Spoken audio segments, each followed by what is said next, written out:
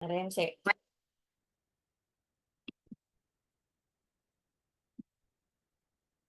Oke.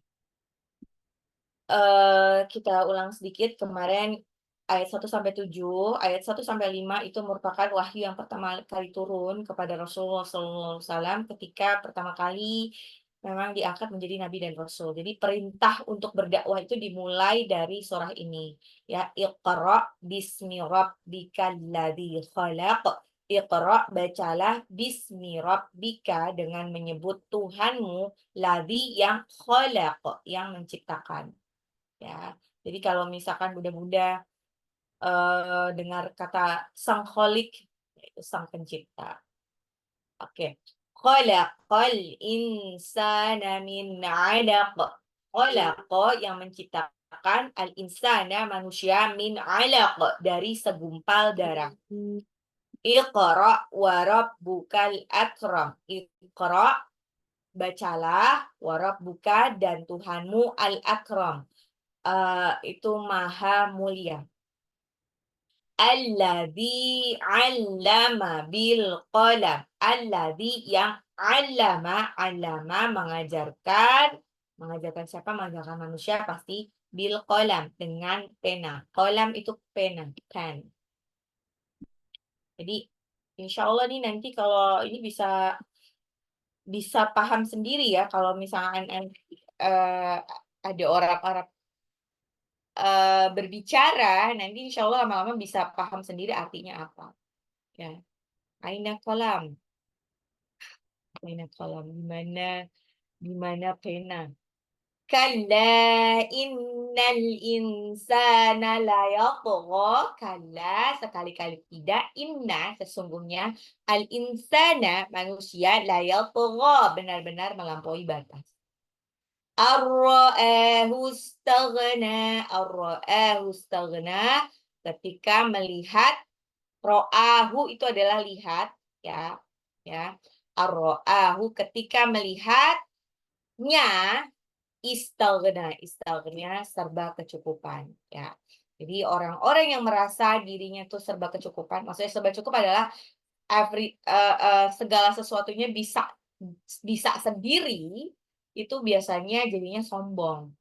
Sombong. Dan kalau sombong, manusia sudah sombong, akhirnya dia bisa seenaknya saja eh apa melanggar aturan Allah. Karena dianggap bahwa segala yang dia miliki itu adalah hasil kerja kerasnya, bukan atas ridho dari Allah Subhanahu wa taala. Oke, kita akan lanjut ke ayat 8 ya.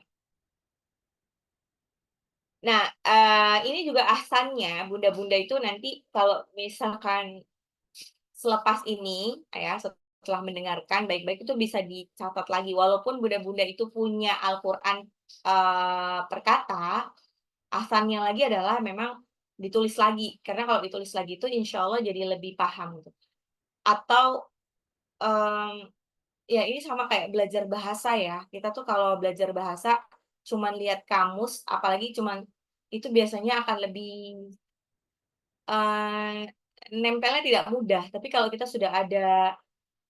sudah ada effort untuk coba deh tulisin lagi gitu. Nanti jadi insya Allah lebih nyantol dibandingkan cuman sekadar lihat aja. Nah, ada hadis yang menyebutkan bahwa ikatlah ilmu dengan mencatat. Inna ila rabbika ruj'an. Inna, sesungguhnya, ila, kepada rabbika, Tuhanmu. Rabbika ada huruf kaf, harokat fathah di depan, atau nanti ada huruf kaf harokat kasroh di belakangnya. Rabbika, rabbiki, itu artinya kamu. Jadi kalau Tuhanku apa? Robbi. Setelah ba ada ya sukun. Rabbika, rabbika, Tuhanmu. Ar-ruj'a. Ar-ruj'a. Ar-ruj'a itu adalah tempat kembali. Ya. Inna ila rabbika ruj'a. Inna ila rabbika ruj'an. Inna sesungguhnya ila kepada Rabbika Tuhanmu ruja'a tempat kembali. Sesungguhnya hanya kepada Tuhanmu lah tempat kembali. Nah, jadi biasanya kalau bukan arti perkata, arti fullnya itu memang kayak sudah dibuat sedemikian rupa supaya lebih mudah dipahami. Ya. Arti perkata, kita memahami bentuk arti perkataannya itu apa, supaya kita nanti bisa lebih nyambung gitu kalau sudah masuk ke bahasa Arab benerannya. Inna sesungguhnya, ila kepada Rabbika Tuhanmu, ruja'a itu adalah tempat kembali. Maksudnya apa? Ya. Allah menegaskan kepada Nabi Muhammad bahwa mereka siapa? Ini yang di ayat sebelumnya, bahwa mereka yang al-insana la yatgha, sebelumnya kan ada kalla innal insana la yatgha, sekali-kali tidak, sesungguhnya manusia itu benar-benar melampaui batas, ya.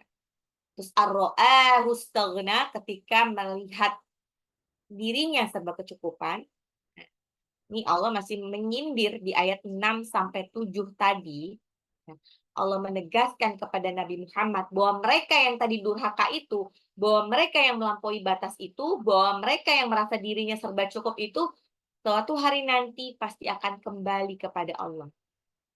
Mereka ini pasti akan mati dan akan berhadapan dengannya untuk mempertanggungjawabkan perbuatannya. Ya, bila mereka harus mempertanggungjawabkan perbuatannya, berarti mereka nanti akan tahu apa, bahwa mereka pasti akan diazab dan menyesal. Ya, karena tidak ada satupun yang luput dari pencatatannya Allah. CCTV-nya Allah tuh ada di mana-mana. Ya, jadi kadang-kadang kita nggak tahu CCTV-nya Allah dalam bentuk apa. Kadang-kadang emang benar bentuk dalam, sudah pasti ya, pencatatan yang paling teliti adalah pencatatannya para malaikat. Malaikat pesuruhnya Allah untuk mencatat setiap detik yang kita lakukan. Nah, itu yang istilahnya nggak kelihatan. Yang kelihatan apa? Kadang-kadang kita nggak pernah tahu. Mungkin saja di sekitar kita, mungkin saja ketika kita bepergian di satu tempat atau apa, itu sebetulnya mungkin saja ada orang-orang yang mengenal kita. Cuman ada mungkin dia segan untuk menegur, atau ada juga yang mungkin menegur. Nah, itu kita nggak tahu loh. Kita bakalan ketemu siapa nanti. Nah, makanya dalam keadaan sepi atau bareng-bareng, tetap ingat bahwa Allah Maha Melihat. Ya. Dan jangan kau mengira bahwa Allah ini lengah dari apa yang diperbuat oleh orang zalim. Jadi pasti Allah itu melihat. Nggak pernah Allah ini salah mencatat. Ya. Ini jadi kayak kalimat ini adalah kalimat kayak ancaman ya. Kalau di bahasa gaul sehari-hari tuh kayak, entah lo pulang lewat mana gitu. Kebayang nggak sih kalau Allah yang bilang gitu ke kita? Karena Allah melihat betapa kita sudah sedemikian melampaui batasnya, ya, itu manusia itu nggak nyadar kali ya, nanti kalau pulang, pasti dia akan kembali kepada penciptanya. Pasti dia akan kembali ke tanah, terus ruhnya itu akan kembali ke penciptanya. Dan ruhnya itu nanti akan melihat bagaimana segala sesuatu perbuatan yang dilakukan di dunia itu akan dimintai pertanggungjawaban. Terus bagaimana dengan raga kita yang sudah dikubur, sudah hancur, lebur, dan lain sebagainya? Nanti raga kita pun itu akan dibangkitkan dengan sesempurna mungkin. Ya. Walaupun sudah hancur, sudah meninggal ratusan tahun sebelum hari kiamat, nanti ketika tiupan sangkakala yang kedua dibangkitkan lagi. Dibangkitkan lagi dengan utuh. Bahkan tidak hanya dibangkitkan dengan utuh, tapi juga dibangkitkan dengan kekuatan yang jauh lebih kuat dari sebelumnya. dibangkitkan dengan usia yang muda. Jadi nanti walaupun kita meninggal dalam keadaan tua, nanti akan dikembalikan dalam usia muda. Usia muda, menurut hadis disebutkan sekitar usia 30 tapi di bawah 35. Kenapa di usia segitu? Nah, karena usia segitu tuh adalah usia yang matang. Jadi kayak apa, sudah matang dan dewasa gitu. Jadi bukan ABG lagi. Di usianya dibuat seperti itu. Nah, balik lagi, makanya ini yang sering dipertanyakan sama kaum kafir di luaran sana, kaum orang-orang yang bermaksiat di luaran sana. Mereka nggak percaya bahwa nanti ketika sudah meninggal, kita akan dibangkitkan lagi. Ya, dibangkitkan lagi, raganya pun akan dibangkitkan lagi dalam keadaan lebih kuat. Makanya orang-orang itu suka bertanya, nih tebak ya kira-kira di surah apa nih? وَكَانُوا يَقُولُونَ أَإِذَا مِتْنَا وَكُنَّا تُرَابًا وَعِظَامًا أَإِنَّا لَمَبْعُوثُونَ. Mereka berkata, apakah kalau kami telah mati menjadi tanah dan tulang belulang, apakah kami benar-benar akan dibangkitkan kembali? Gitu. Mereka ada keraguan. Orang-orang yang memiliki keraguan tentang hal hal seperti itu, mereka tuh jadi kayak, "Emang yakin nanti kita kalau mati bakalan dibangkitkan lagi?" Gitu. Mereka mereka meyakini bahwa kayak kematian itu adalah akhir dari kehidupan. Makanya mereka kayak berusaha untuk memaksimalkan kenikmatan di dunia, ya. Jadi kayak, sebelum mati harus ngapain aja gitu, padahal setelah mati kehidupannya jauh lebih panjang. Inna lamab'utsun, apakah kami akan dibangkitkan? Apa kata Allah? Apa kata mereka lagi tanya, "Awa abaunal awwalun?" Apakah nenek moyang kami yang terdahulu juga akan dibangkitkan?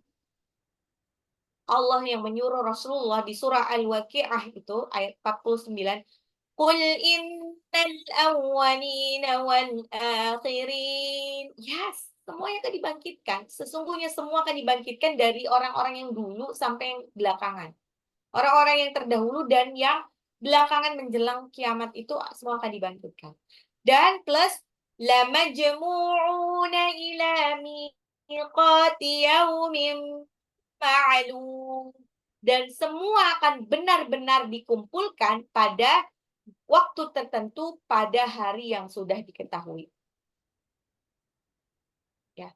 Jadi semuanya akan dikembalikan kepada Allah. Inna ila rabbika ruja'an. Sesungguhnya ila kepada rabbika Tuhanmu ruja'an. Sesungguhnya indeed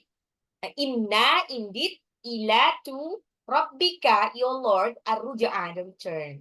Sesungguhnya kepada Tuhanmu lah tempat kembali. Indeed, to your Lord is the return. Saya sudah kasih link juga ya. Jadi ada dua bahasa, yang satu ada pakai bahasa Inggris, yang satu lagi pakai bahasa Indonesia. Jadi silahkan kalau misalkan mau di share ulang, jadi biar nanti bisa dipahami ya. Apalagi kalau ada apa namanya yang anak-anaknya sekolahnya di sekolah yang pakai bilingual. Oke, sip. Lanjut ke ayat 9.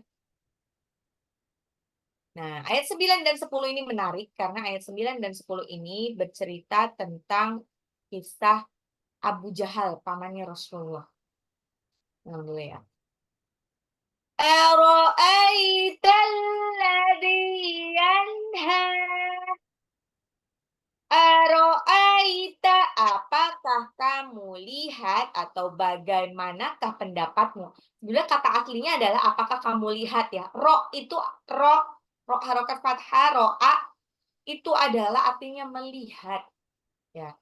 Ya, aro'aita, apakah kamu melihat ladzi yang orang-orang yang yanha itu melarang. Ada juga kadang-kadang di translation ya, kalau di translation yang full itu mungkin biar lebih mudah dipahami, bagaimana pendapatmu. Tapi kata asalnya adalah sebetulnya apakah kamu lihat? Nah, ini bisa juga pakai bagaimana pendapatmu, is okay, tapi setidaknya Bunda paham bahwa ini asal katanya dari ro'a. Jadi kalau misalnya belajar tamyiz, yang asalnya dari si ro'a itu, melihat.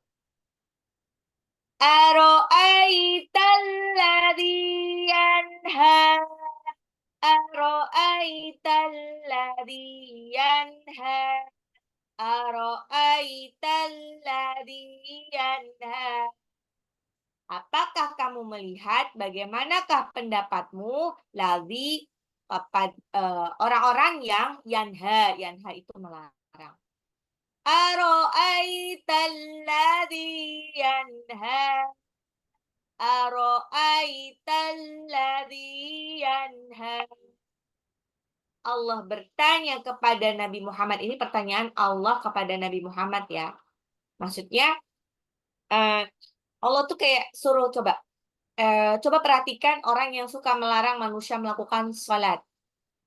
Orang yang dilarang melakukan sholat ini, nanti dijelaskan di ayat 10, abdan idza shalla.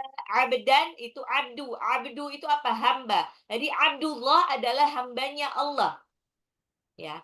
Abdan hamba, idza apabila sholat. Apabila sholat. Ya. Abdan idza shalla. Abdan idza shalla. Abdan idza shalla. Abdan idza shalla. Ara'aital ladzi yanha. Abdan idza shalla. Ara'aital ladzi yanha.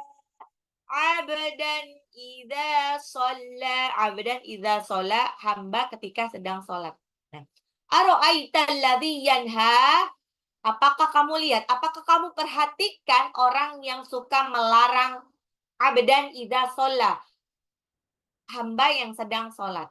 Nah, ini ini Allah tuh nanya pendapatnya ke Nabi Muhammad SAW. Kira-kira pendapatmu gimana? Ke orang macam Abu Jahal ini, yang kayaknya hobi banget ngebully Rasulullah apalagi ketika Rasulullah sedang sholat.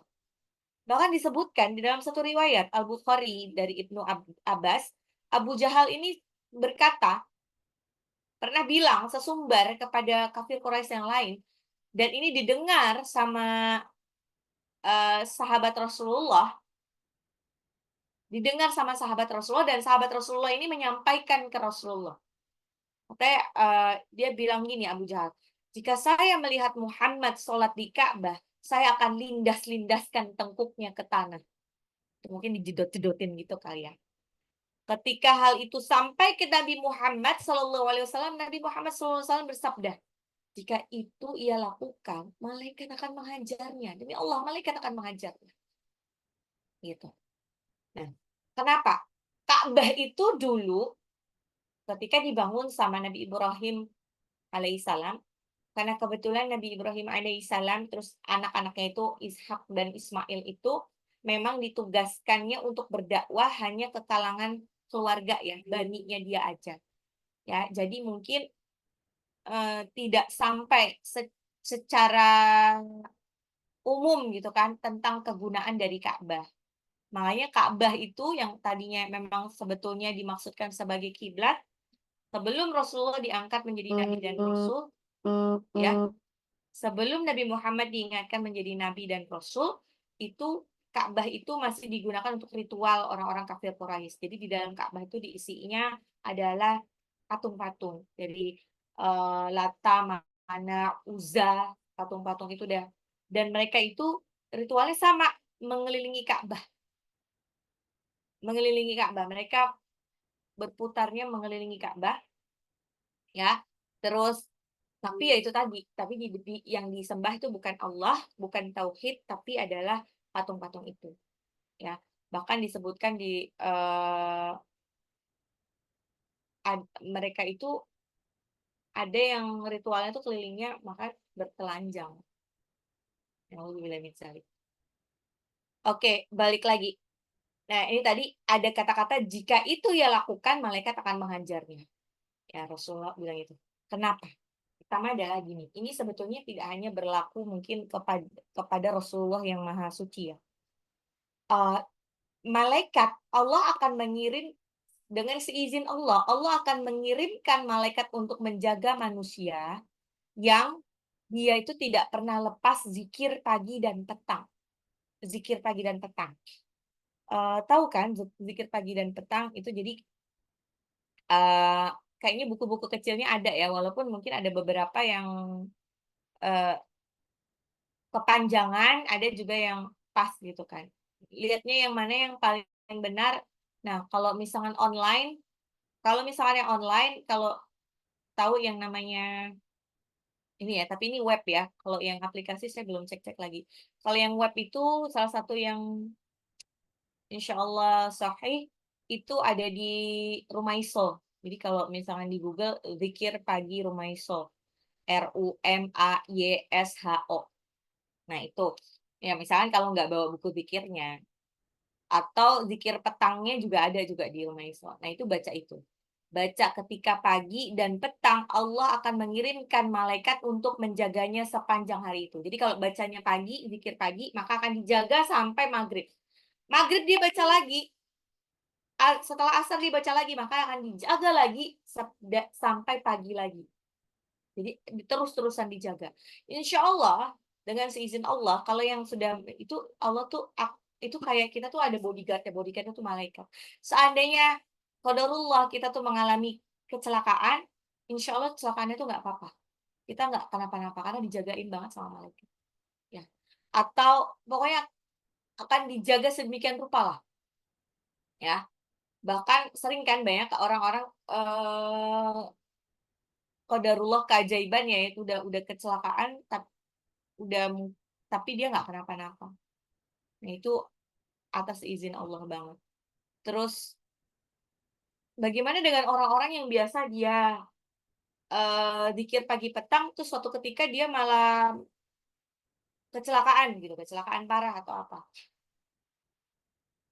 Kemungkinan besar aku yakin dia saat itu mungkin lupa untuk membaca zikir pagi dan petang.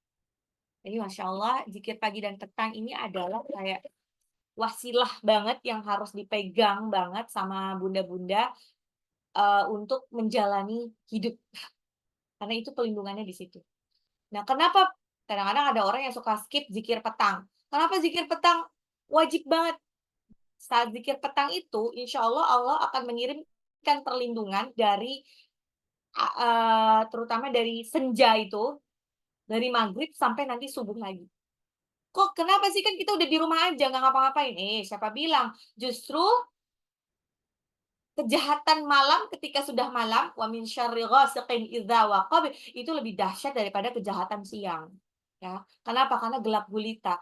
Eee Teluh, santet, dan lain pelet itu dikirimnya pada waktu malam, pada waktu malam itu setelah setelah maghrib itu, ya. Jadi nggak ada dukun-dukun itu akan bekerja, ngirim santetnya itu bisanya malam. Kenapa? Karena jinnya itu memang berkeliarannya pada waktu malam hari, ya, gitu. Jadi dengan begitu insya Allah kita akan terhindar dari gangguan jin, ya. Terus apalagi, bisa aja wallahu a'lam bishawab, terjadi bencana alam pada waktu malam hari ketika kita tertidur. Insya Allah dengan seizin Allah, Allah akan izinkan kita tuh tidak, apa ya,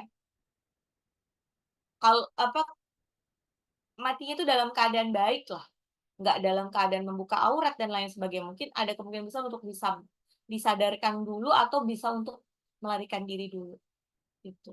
Jadi, eee, insya Allah nggak akan ada ceritanya, kayaknya nggak emang, bencana sama orang yang suka zikir pagi dan petang tuh dia berdampak buruk banget ke dia, enggak, karena Allah akan melindunginya.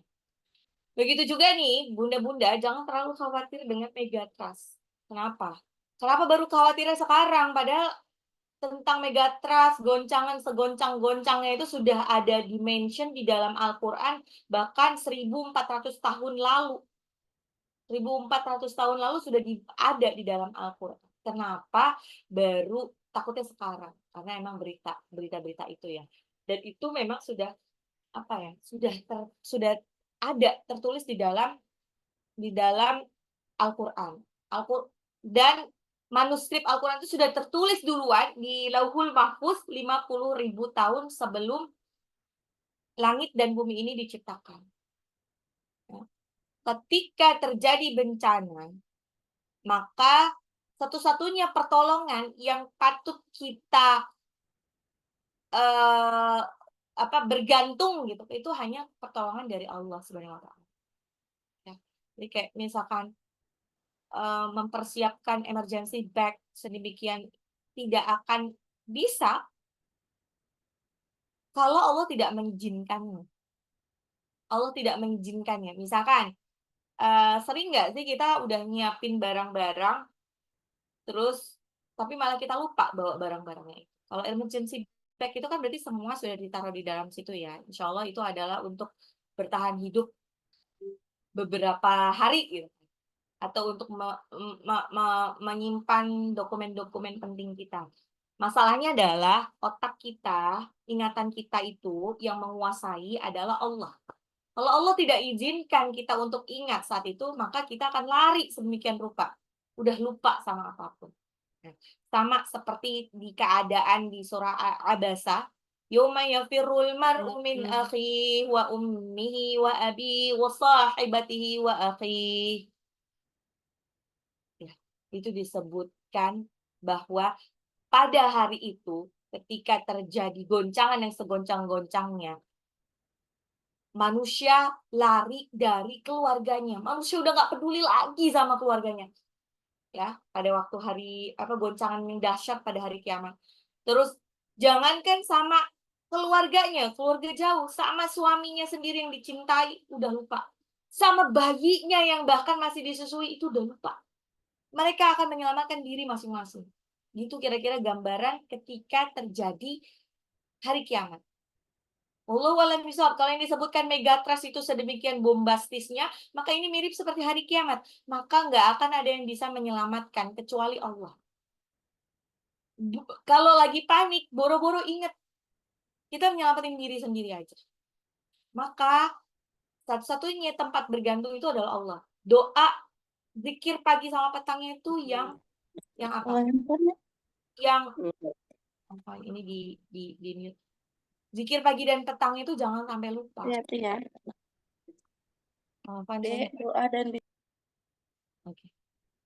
Ya, jadi zikir pagi dan petang itu jangan sampai lupa karena itu satu-satunya perlindungan dari Allah yang bisa kita bisa kita harapin banget lah, gantungin banget. Ya kalau misalkan mau siapin emergency bag, it's okay, nggak apa-apa. Tapi pertolongan yang pertama yang harus paling disiapkan adalah tauhid kita. Adalah biasakan mulai sekarang untuk zikir pagi dan petang. Karena itu yang satu-satunya akan menyelamatkan kita nanti pada waktu megatrust. Ya. Setidaknya nanti Allah akan bantu kita untuk mengingatkan, itu coba tuh emergency bag-nya bawa. Gitu. Kalau Allah tidak mengingatkan ya kita akan lupa juga, kita udah keburu lari. Gitu. Ya. Coba lihat kejadian-kejadian seperti waktu tsunami Aceh. Udah lama ya. Lihat deh. Orang maksudnya mobil aja bisa sampai hanyut. Bisa sampai hanyut dan itu bisa sampai benar-benar yang banjirnya itu, tsunami-nya itu sampai melebihi atap. Sampai melebihi atap. Jadi siapa yang bisa menolong Kak saat itu? Jago berenang pun tidak akan bisa membuat kita selamat kalau ombaknya sedemikian dahsyat. Yang bisa menolong hanyalah Allah. Balik lagi ya, ini tadi tentang aro'aital ladzi yanha. Abu Jahal ini sesumbar kepada penduduk kafir Quraisy bilang bahwa kalau jika saya melihat Nabi Muhammad sholat di Ka'bah, saya akan lindas-lindaskan tengkuknya ke tanah. Terus itu sampai ke Rasulullah, Rasulullah bilang, "Jika itu ia lakukan, malaikat akan menghajarnya." Jangankan Rasulullah yang doanya mungkin jauh lebih panjang dibandingkan kita. Kita aja sudah dilindungi sedemikian hebatnya sama Allah kalau kita mengamalkan zikir pagi dan petang itu, ya. Jadi Abu Jahal ini sebetulnya masih ada hubungan, kekerabatan dengan Rasulullah SAW. Tapi Abu Jahal ini termasuk orang yang paling dengki sama Rasulullah. Abu Jahal ini suka jadi mirip kayak Abu Lahab ya, suka jadi kompor. Jadi suka nyuruh orang-orang untuk melukai Rasulullah, terutama ketika Rasulullah sedang sholat, ya. Tidak hanya itu, dia suka dilemparin sama kotoran, suka dilemparin sama kotoran hewan, gitu kan. Suka dilempari dengan batu dan lain sebagainya. Ya.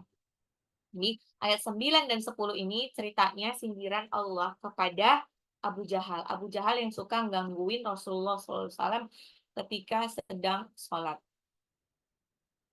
Kenapa gangguin?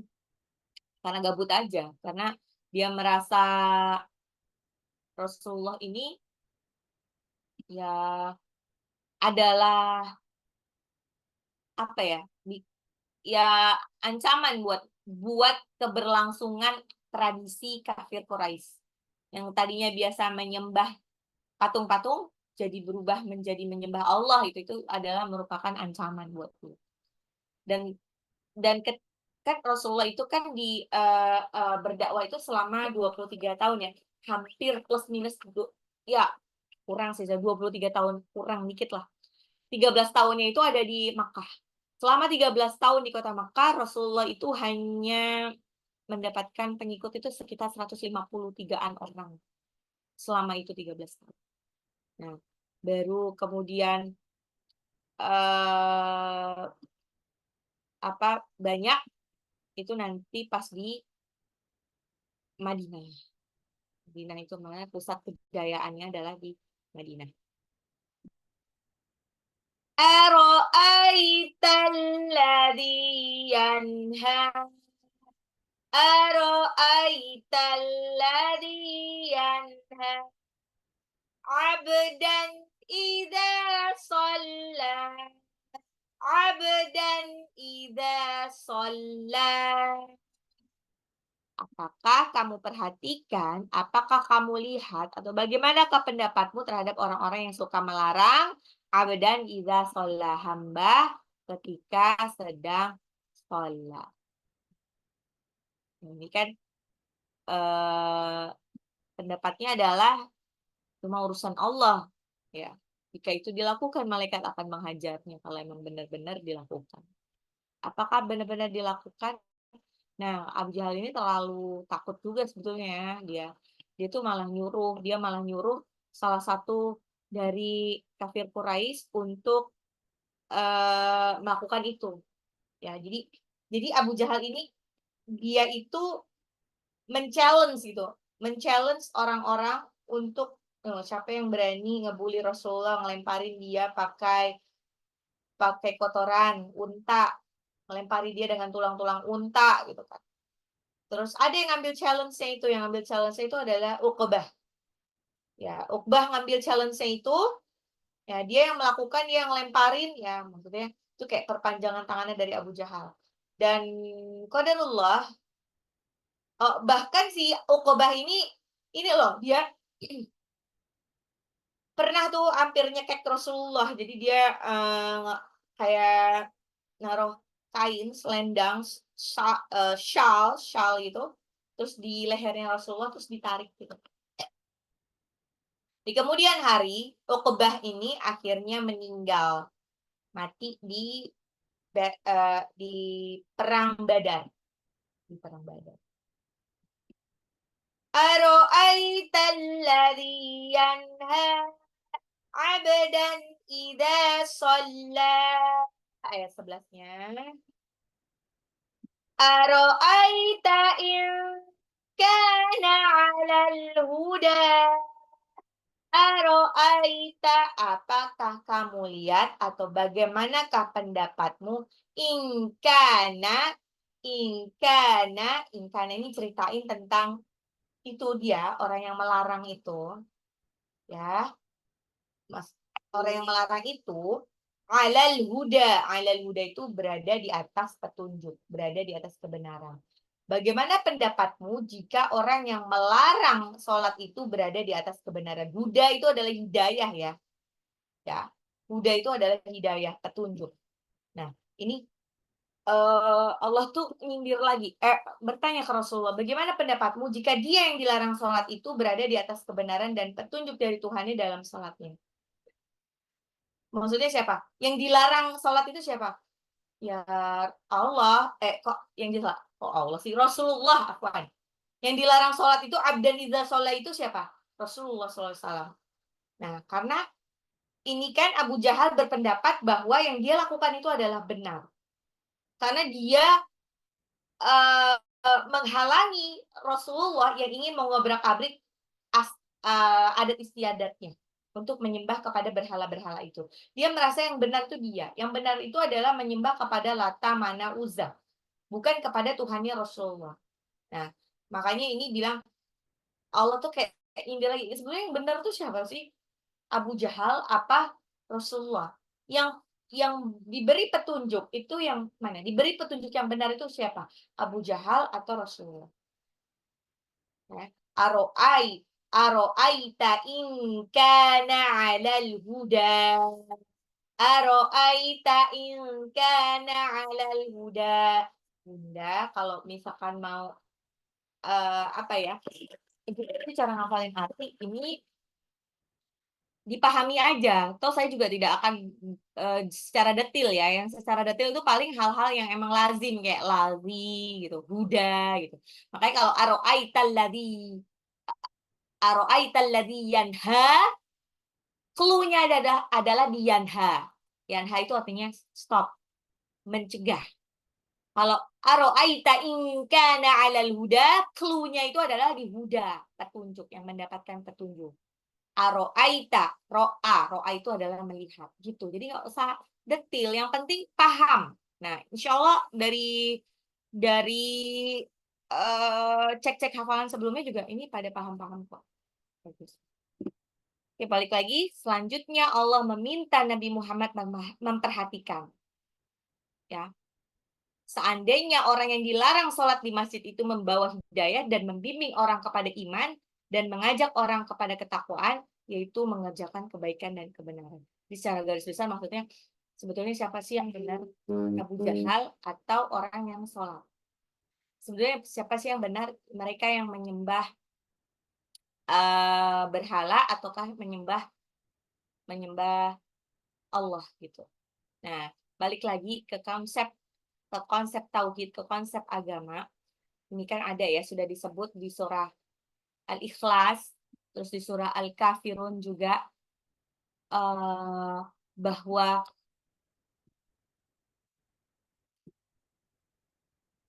bentar, kok saya jadi ini. Ya, qul huwallahu ahad, Allahus samad, lam yalid wa lam yulad wa lam yakul lahu kufuwan ahad. Katakanlah dialah Allah yang Maha Esa. Allahus samad, Allah tempat meminta segala sesuatu. Lam yalid wa lam yulad, dan tidak beranak dan tidak pula diperanakan. Walam yakul lahu kufuwan ahad, serta tidak ada sesuatu pun yang setara dengannya. Ini adalah konsep tauhid di dalam Islam. Konsep tauhid di dalam Islam yang tidak bisa diganggu-gugat. Ya. Jadi apakah jadi salah kalau seorang Muslim, seorang yang beriman itu berkata bahwa semua agama itu sama? No, salah. Ya, berarti konsep tauhidnya ini perlu dipertanyakan. Nah, lalu bolehkah kita bilang semua agama itu sama? Enggak. Kalau agama yang sama, kenapa Bunda memilih beragama Islam? Oh, nanti jawabannya ya karena saya keturunan Islam. Oke. Tapi itu tidak cukup untuk menyelamatkan Bunda dari siksa api neraka karena belum beriman berarti. Baru sekedar ya emang karena Islam dari kecil. No, tidak. Jadi pemahaman bahwa agama Islam yang terbaik di hati kita itu harus dipegang teguh. Atas dasar apa? Nah, ini beda ya, atas dasar kemanusiaan sama dasar tauhid itu beda, jangan disamakan ya. Kalau secara tauhid, ya memang di dalam Islam kita hanya beriman kepada Allah, satu-satunya Tuhan. Tuhan yang tidak beranak dan tidak diperanakkan, tidak ada yang sama dengannya. Berarti menurut saya sebagai muslim, agama yang paling baik adalah Islam. That's it. Ya. Terus kalau itu bukan berarti menghina agama lain, menghina secara pribadi orang lain yang beragama lain. Tidak, itu hanya sebagai konsep tauhid kita. Ya, gitu. Jadi terus kalau makanya nanti kalau udah di sini balik lagi ke boleh nggak kita mengucapkan selamat hari raya agama lain? Nggak boleh. Tidak boleh. Eh, tidak boleh ya, atas dasar apapun itu tidak boleh. Karena itu sama aja berarti dia mengakui keberadaan dia tidak beranak dan tidak pula diperanakan itu. Mengakui bahwa dia beranak dan diperanakan. Terus dan di dalam Islam itu juga disebutkan konsep toleransi itu seperti apa? Toleransi itu adalah dalam Islam adalah tolong menolong secara kemanusiaan itu sangat dianjurkan di dalam Islam. Tolong menolong dalam hal kemanusiaan, bukan dalam hal peribadatan. Misalkan ada yang agamanya bukan Islam, tapi dia kekurangan, kalau kita mau bantu, apa bantu. Jadi tidak ada larangan untuk itu. Bahkan Rasulullah SAW ini sebetulnya tuh dahulu tuh dikenal sebagai orang yang sangat toleran.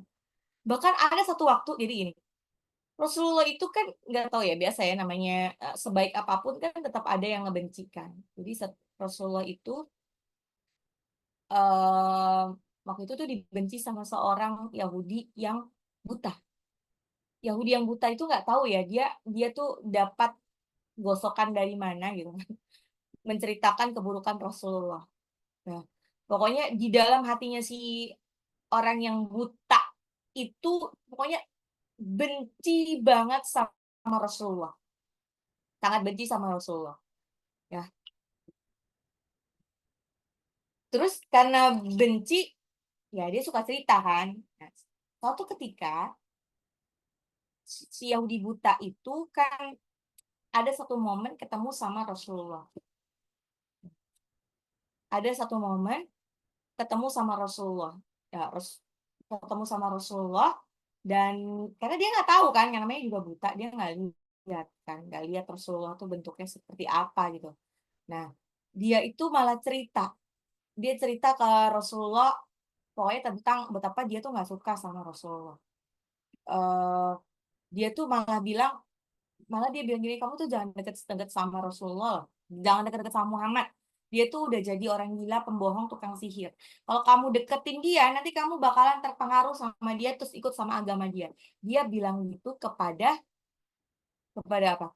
Kepada Rasulullah di situ, kepada Muhammad di situ kan. Nah, uh, nah, tapi Rasulullah itu tetap bersikap baik gitu. Dan Rasulullah tidak menyebutkan dirinya bahwa dia adalah Rasulullah. Nah, dia malah Rasulullah saat itu nyuapin si pengemis itu, nyuapin pengemis itu kan, jadi kayak nyuapin makan kan, mungkin biar kebiasaan orang Arab ini memang suka suap-suapan. Ini nyuapin ya seorang pengemis Yahudi buta itu sampai sepanjang hayatnya. Nah, sampai suatu ketika yang Rasulullah itu kan berhalangan untuk nyuapin si Yahudi buta itu kan. Terus karena Rasulullah udah meninggal kebetulan, tapi Abu Bakar tahu bahwa Rasulullah ini suka ketemuan sama seorang Yahudi buta itu dan suka nyuapin dia makanan terbaik. Suatu ketika Abu Bakar kan pengen ya nerusin kebiasaannya Rasulullah, dia suapin dia. Dia suapin, dia datang ke situ dan nyuapin si pengemis buta itu. Ketika disuapin, ngerasa beda kan, si pengemis itu marah, ih siapa kamu gitu. Abu Bakar bilang aku orang biasa gitu. Pengemis Yahudi itu bilang, engkau bukan orang yang biasa datang ya. kok beda gitu. Apabila orang itu datang, tanganku tidak akan susah memegangnya dan mulutku tidak akan susah mengunyahnya. Dia tuh pandai bagaimana caranya biar, makanan itu gampang dikunyah sama saya. Orang itu bahkan berusaha untuk, mencari makanan yang halus, jadi mudah untuk dimakan sama saya, karena pengemisnya itu udah tua, jadi mungkin giginya udah nggak ada ya pengemis Yahudi. Abu Bakar itu bilang begini akhirnya, Abu Bakar itu nangis sesungguhkan. Dia menangis sambil berkata jujur, "Iya, aku emang bukan orang yang biasa datang ke kamu. Aku sahabatnya. Orang yang biasa nyuapin kamu itu, orang mulia itu telah tiada. Dialah Muhammad Rasulullah Shallallahu Alaihi Wasallam." Kebayang nggak sih? Padahal sepanjang hayatnya itu Yahudi itu selalu pengemis Yahudi yang udah tua itu selalu disuapin sama Nabi Muhammad. Disuapin makan, dan pada saat yang bersamaan si pengemis Yahudi itu selalu ceritain keburukan Rasulullah. Bayang nggak sih? Selalu ngefitnah dan lain sebagainya, yang denger Rasulullah sendiri. Pengemis itu kan langsung nangis juga bilang, "Ya Allah beneran. Selama ini aku selalu menghinanya, memfitnahnya, tapi ia tidak pernah memarahiku sedikit pun. Dia bahkan tidak pernah absen untuk membawa makanan setiap pagi. Ia begitu mulia." Akhirnya gara-gara itu kan Yahudi itu beriman, ya, memilih untuk beriman, gitu. Jadi sebetulnya di dalam Islam, konsep di dalam Islam itu adalah uh, toleransi beragama itu bukan toleransi dalam menjalankan ibadah. Karena toleransi dalam menjalankan ibadah itu adalah salah satu bentuk dari kesalahan tauhid. Berarti ada yang salah dengan tauhidnya dia. Yang ada adalah toleransi dan tolong menolong dalam kemanusiaan. Seperti ini, ya. Gitu ya. Jadi kalau kayak kemarin carut marut, balik lagi apa sih namanya? Ya, si Afwan.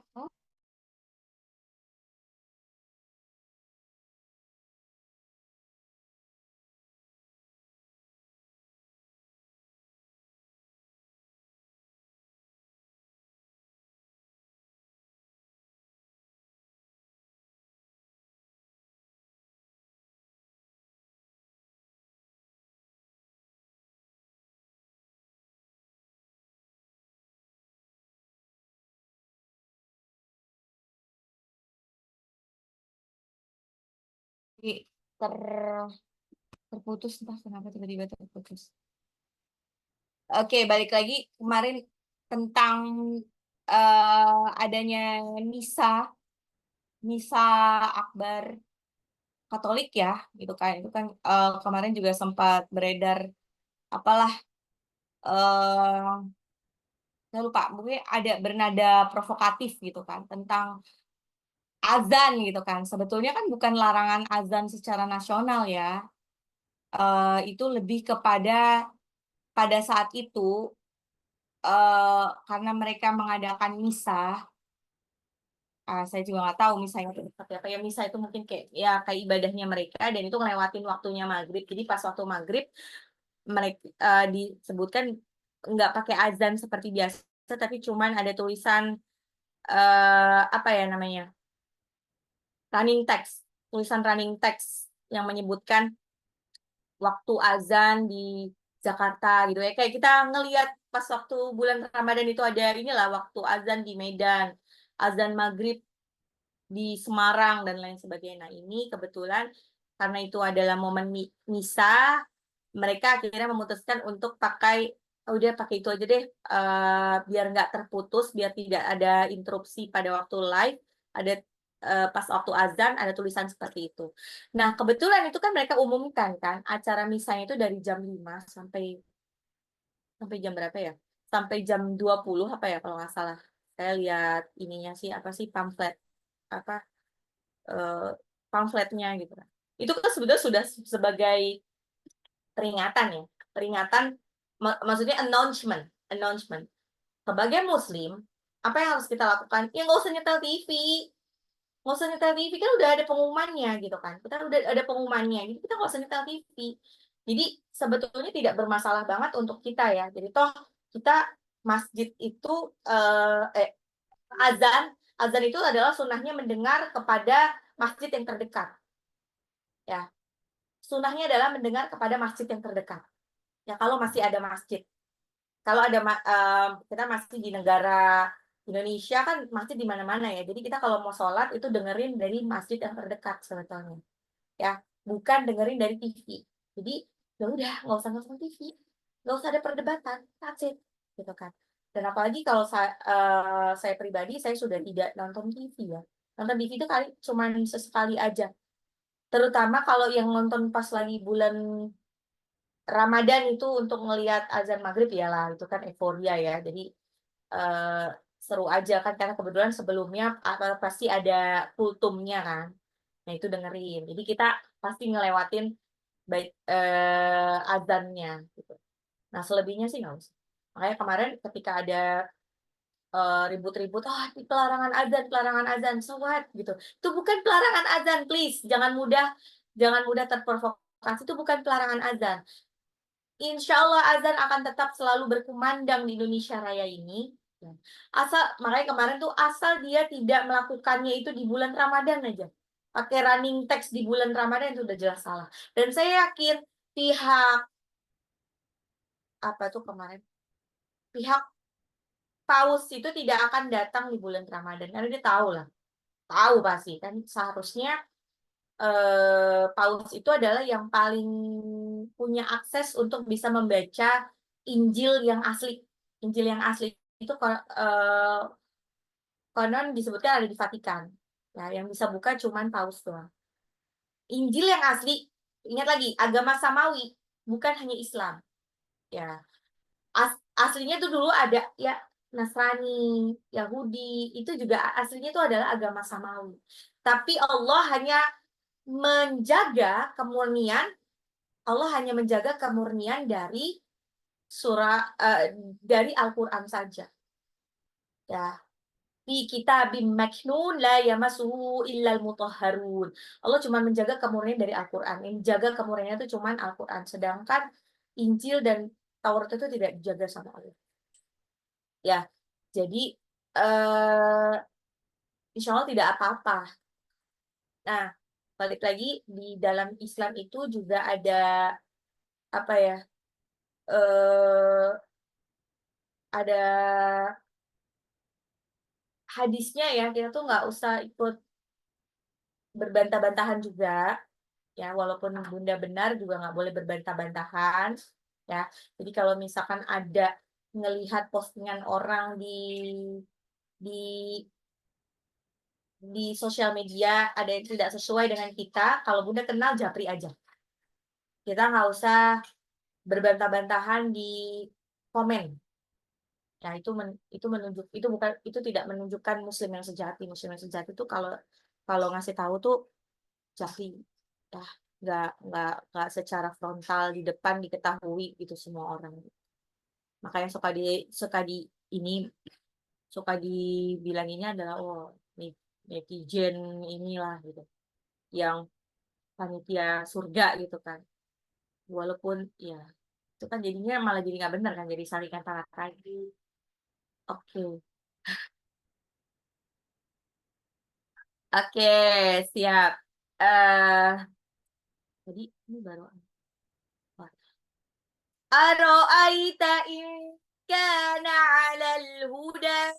Satu lagi. Au amara bittaqwa.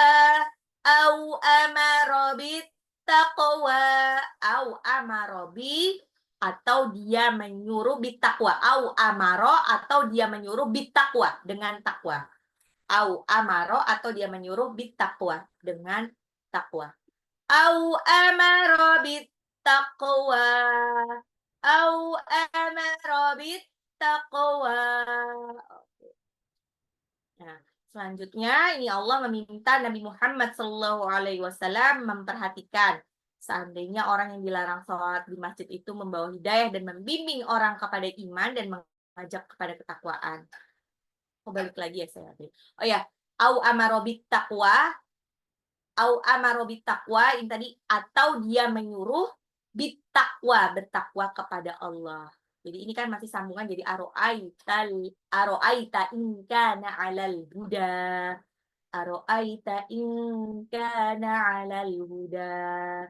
Apakah kamu perhatikan mereka yang dilarang sholat itu berada di atas kebenaran. Ya, maksudnya ini lebih ke apa sih namanya? Apa?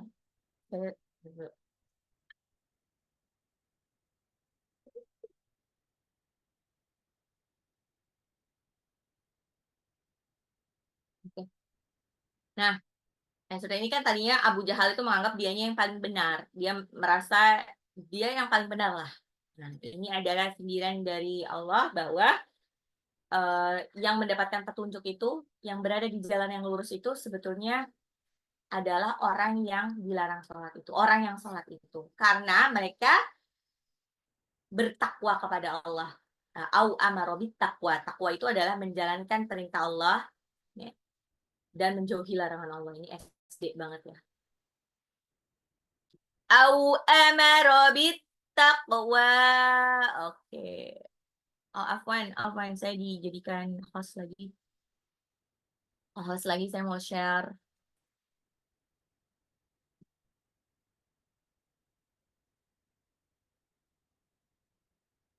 Oh iya, hostnya Afwan minta tolong. Saya tadi terlempar, jadi tidak bisa share screen. Bentar.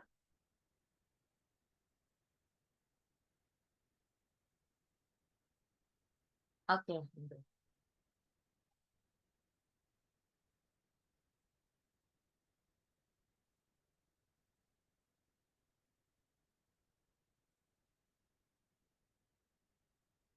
Inna ila rabbika ruja'an. Inna nunnya gunnah. Inna bacanya gitu. Ila lamnya mata dua harokat. Rabbika ruja'an. Ar-ruja'a itu alif lam samsiah. Alif lamnya tidak dibaca. Jimnya qalqala. Ainnya dua harokat. Inna ila rabbika ruja'an. Sesungguhnya kepada Tuhanmu ruja'a itu adalah tempat kembali. Inna ila rabbika ruja'an.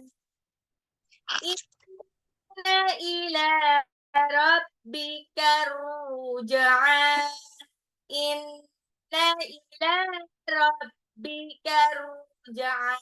Ruja'an itu adalah tempat kembali. Inna sesungguhnya ila kepada Tuhanmu Rabbika ruja'an. Rabbika ila Rabbika kepada Tuhanmu ruja'a. Ruja'a adalah tempat kembali. Aro'aital ladzi yanha. Aro'aital ladzi yanha. Aro'aital ladzi yanha. Ladzi zalnya itu matobi'i dua harokat ya. Oh ya, sebenarnya itu ada aro'aita, alifnya harokat fathah ketemu ya sukun itu adalah sifat fi'il. Ladzi zalnya dua harokat matobi'i. Yanha nun sukun ketemu ha itu adalah izhar, dibacanya jelas. Aro'aital ladzi yanha. Bagaimana pendapatmu? Apakah kamu melihat orang yang yanha, melarang? Aro'aital ladzi yanha. Bagaimanakah pendapatmu kepada orang yang melarang? Melarang apa? Abdan idza shalla. Abdan hamba yang idza ketika sholat. Sholat itu adalah sholat. Abdan idza shalla. Baknya qalqala ab. Ingat depannya tuh ain ya, bukan alif ya. Dan tanwin ketemu alif itu izhar. Abdan idza dalnya matabi'i dua harokat. Shalla lamnya juga dua harokat. Abdan idza shalla. Hamba ketika sedang sholat. Ini cerita tentang Abu Jahal yang suka ngelarang Rasulullah yang sedang sholat. Aro'aita in kana 'alal huda. Aro'aita tuh ai-nya sifat lin ya, huruf berharakat fathah bertemu dengan ya sukun. In kana nun sukun ketemu kaf agak eng ya itu ikhfa. In kana tapi enggak semua ikhfa eng ya, cuman kalau ketemu nun sukun atau tanwin bertemu kaf atau qaf aja ya. Aro'aita in kana kafnya 2 harokat, alal huda eee, al-huda itu alif lam qamariyah, dalnya nggak tahu nih alif. Aro'aita, bagaimana pendapatmu? Apakah kamu lihat ingkana itu orang yang alal huda, eee, orang yang tadi melarang sholat itu alal huda, berada di atas petunjuk. Clue-nya di sini hudanya aja, petunjuk, ada petunjuk-petunjuknya. Ya, huda. Aro'aita in kana alal huda. Aro'aita in kana 'alal huda aw amara bittaqwa aw amara bittaqwa. Aw itu kalau di bahasa Arab artinya atau. Kalau waw harokat fathah, wa itu artinya dan. Amaro itu diberi perintah. Berarti amaro itu perintah. Berarti kalau amir adalah yang memberi perintah atau pemimpin. Au amara bittaqwa atau dia yang memerintahkan bittaqwa dengan takwa. Ya. Bittaqwa, bi itu artinya dengan. Bittaqwa, takwa tahu ya. Au amara bittaqwa, takwa, takwa. Au amara bittaqwa, at-taqwa alif lam samsiah. Qafnya di qalqalah pantul. Au amara bittaqwa. Au amara bittaqwa. Au amara bittaqwa. Ya. Atau dia menyuruh atau dia memerintahkan bittaqwa dengan takwa. Ini 5 ayat dulu sih. Coba kita ulang dari ayat 1 sampai 12 deh. Bismillahirrahmanirrahim. Iqra bismi rabbikal ladzi khalaq. Khalaqal insana min 'alaq. Iqra wa rabbukal akram. Alladzi 'allama bil qalam. 'Allamal insana ma lam ya'lam. Kalla innal insana layatgha ar-ra'ahu istaghna. Inna ila rabbika ruj'a. Ara'aital ladzi yanha 'abdan idza shalla. Ara'aita in kana 'alal huda aw amara bittaqwa. Ya, sampai 12 dulu. Ayo balik lagi nanti kalau ada ini kayaknya pernah ada yang tanya, bisa Pak. Boleh nggak sih kita datang ke acara nikahan seseorang di gereja? Tidak boleh ya. Karena itu kan namanya acara di gereja itu kan misa. Pasti ada misa, pemberkatan, itu tidak boleh. Ya. Itu bukan sekadar konsep kan cuma masuk gereja, enggak, karena itu berarti kita ikut dalam kegiatannya dia. Ya, itu kan ada di surah Al-Kafirun ya, lakum dinukum waliyadi, bagimu agamamu, bagiku agamaku. Ya, jadi walaupun itu bestie banget, deket banget, ya datangnya nanti lah, gitu.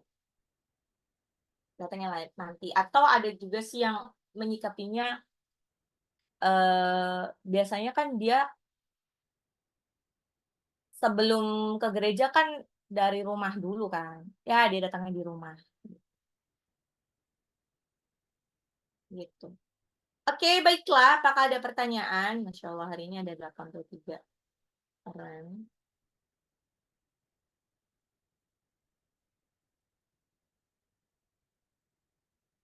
Apakah ada pertanyaan lagi?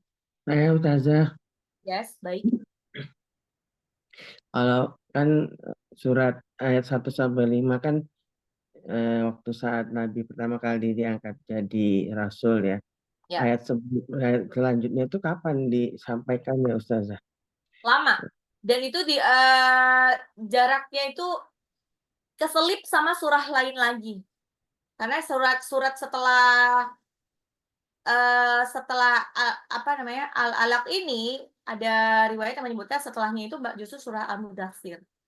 Ya, yang ya ayuhal muddatsir qum fa'anzir wa rabbaka fakabbir wa thiyabaka fatahhir, karena waktu itu keadaannya adalah Rasulullah ketika mendapatkan wahyu ayat 1 sampai 5 ini kan dalam keadaan takut, lari turun dari gua Hiro, lari-lari terus sampai ke rumahnya tuh dia langsung selimutan, ketakutan setengah mati kan. Nah, makanya dibangkitkan dengan ya ayyuhal kok ya muzamil, sama-sama berselimut tapi selimutnya beda. Ya ayyuhal muddatsir, wahai orang yang berselimut. Ya, itu disuruh bangun. Bangun untuk apa? Untuk start dong, udah selesai takutnya. Sekarang siap-siap untuk berdakwah. Jadi kalau disebutkan berapa lama kemudian Afwan, saya lupa ya, karena setelah Al-Alaq ini 1 sampai 5 itu keselip sama surah Al-Mudatsir, terus keselip lagi sama surah-surah lainnya, gitu. Kok begitu sih Allah nuruninnya? Iya, memang.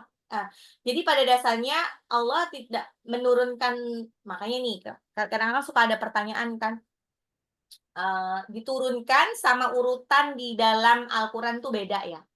Ya, Allah menurunkan surah Al-Quran tuh tidak sekali brek, satu kali satu surah itu dalam satu waktu, enggak. Jadi kadang-kadang cuma diturunkan, ya tadi ini kayak 5 ayat, 10 ayat gitu kan. Habis itu udah gitu kan. Udah terselip keselip lagi sama surah yang lain dan lain sebagainya. Nah, makanya pada waktu awal diturunkan itu Rasulullah itu kan tidak bisa baca tulis ya. Jadi Rasulullah itu mentalaki kepada para sahabat, para tabi'in ditalaki. Dan di antara para sahabat dan tabi'in itu ada yang bisa menulis kan. Makanya ada yang mulai mencatat. Nah, itu makanya kalau tidak ada budaya ikatlah ilmu dengan mencatat, maka mungkin tidak akan pernah ada tulisan seperti sampai sekarang. Al-Quran tidak ada dalam bentuk tulisan sampai sekarang.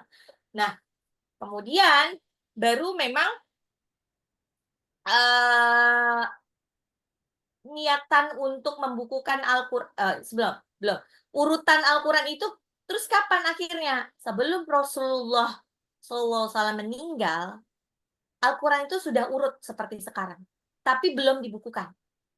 Udah urut seperti sekarang, tapi belum dibukukan. Bagaimana cara mengurutkannya? Nah, jadi ada kayak mungkin kayak apa ya,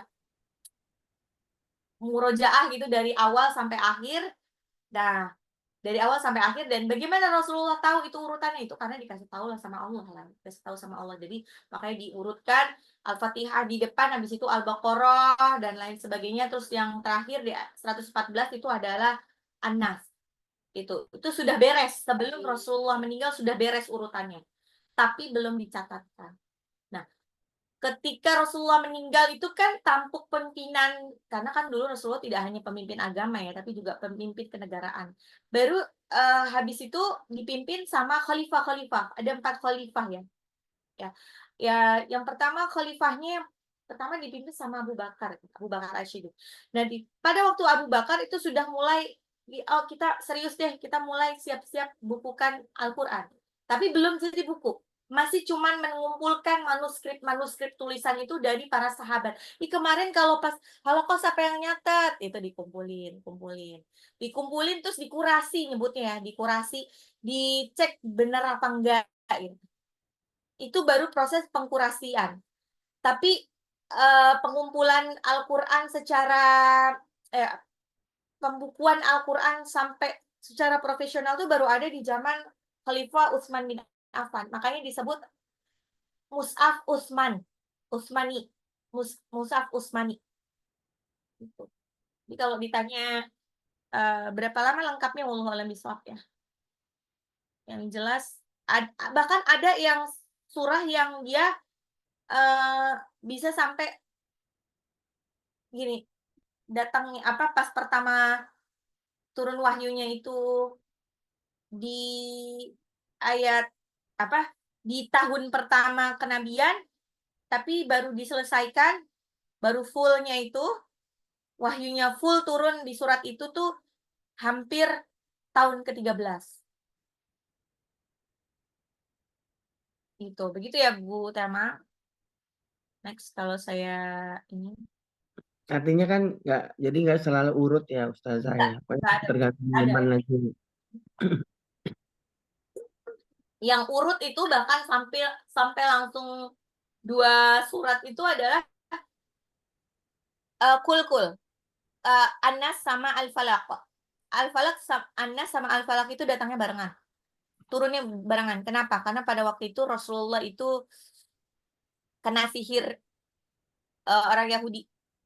Sihir itu Hmm, kayak teluh ya, kena teluh ya. Maka ini adalah obatnya. Obatnya adalah di 2 surah itu. ya, Ustazah. Makasih Ustazah. Makasih Ustazah. Sama-sama. Oke, apakah ada pertanyaan lagi yang lain?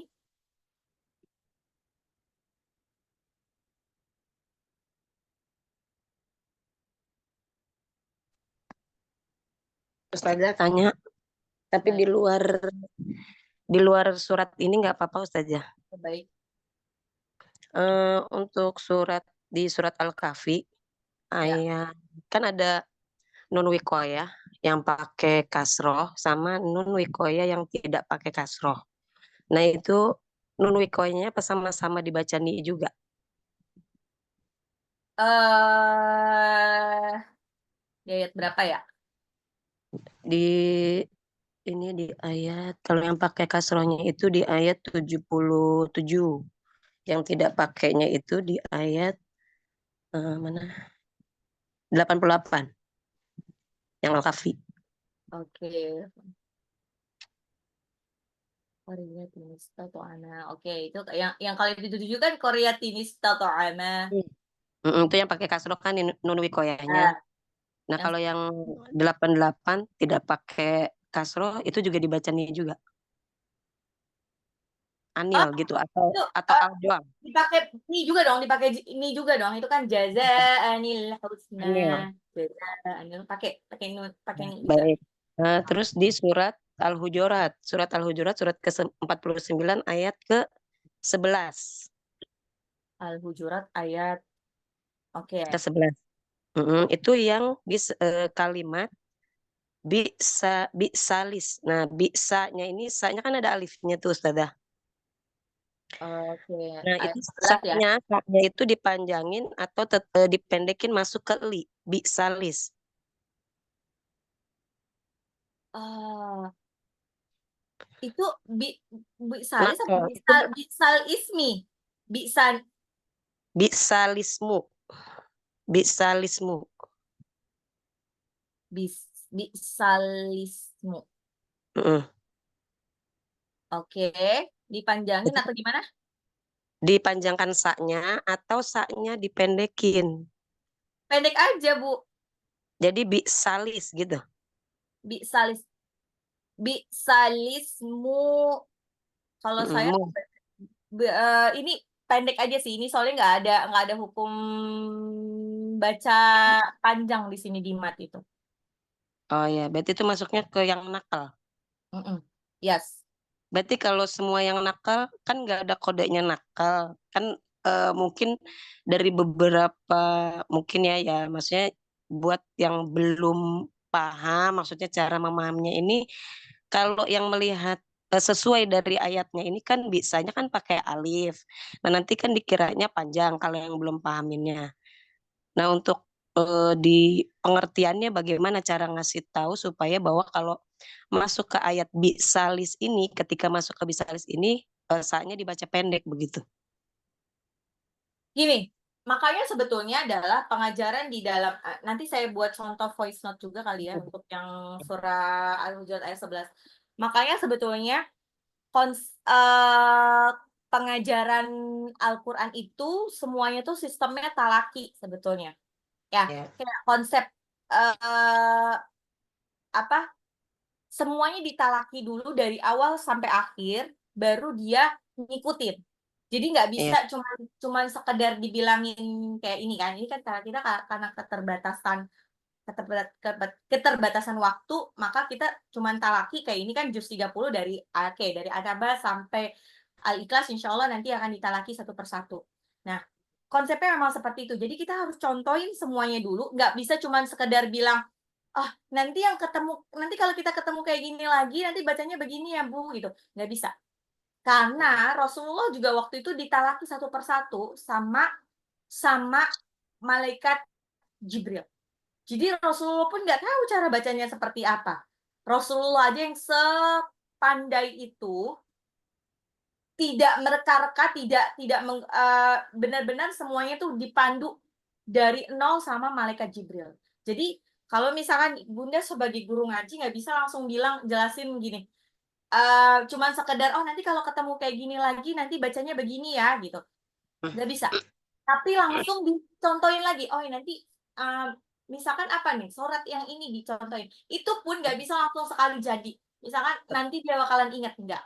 Karena ternyata kayak misalkan apa sih, eh konsep huruf muqatta'ah itu, walaupun saya sudah sampaikan cara bacanya seperti apa, ternyata masih banyak yang kadang-kadang santri kalau ketemu di surah Maryam itu bacanya masih bukan bukan dibaca seperti huruf muqatta'ah gitu.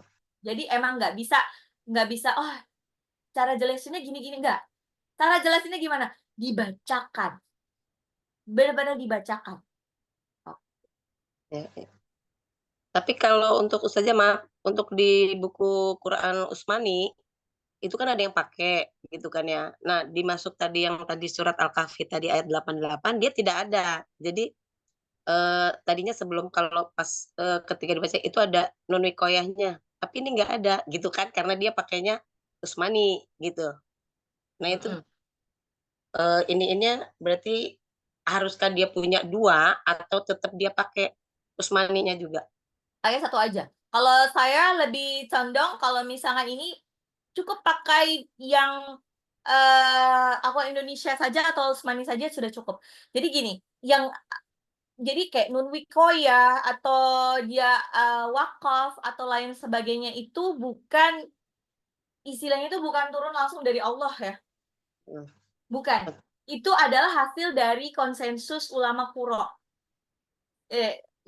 Tujuannya adalah apa? Itu sebetulnya lebih kepada memudahkan untuk membaca bagi mereka-mereka yang tidak paham bahasa Arab. Lebih ke seperti itu. Nah, dan lagi waktu itu saya pernah sampaikan tentang lahan jali dan lahan khafi, ya. Dan nun wikoyah ini tidak masuk ke dalam lahan jali. Lahan jali itu adalah kesalahan fatal yang nanti dia bakalan dosa kalau salah. Gitu. Dia itu tidak masuk ke dalam lahan jali juga. Gitu. Ya, Mas Ustazah. Oke.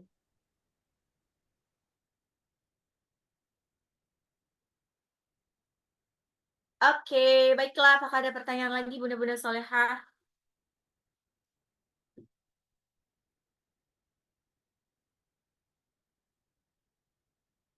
Oke, baiklah. Kalau tidak ada pertanyaan, marilah kita tutup pengajian hari ini dengan membaca hamdalah.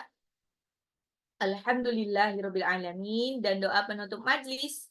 Subhanallah wa bihamdika asyhadu an la ilaha illa anta astaghfiruka wa atubu ilaik. Yang benar datangnya dari Allah, yang salah datangnya dari saya sendiri. Mohon maaf lahir dan batin. Wabillahi taufiq wal hidayah. Wassalamualaikum warahmatullahi wabarakatuh. Waalaikumsalam Waalaikumsalam warahmatullahi wabarakatuh. wabarakatuh. Terima kasih Bu Ustazah. Jazakallah Terima khairan. kasih. Ya, Waalaikumsalam. barakallah.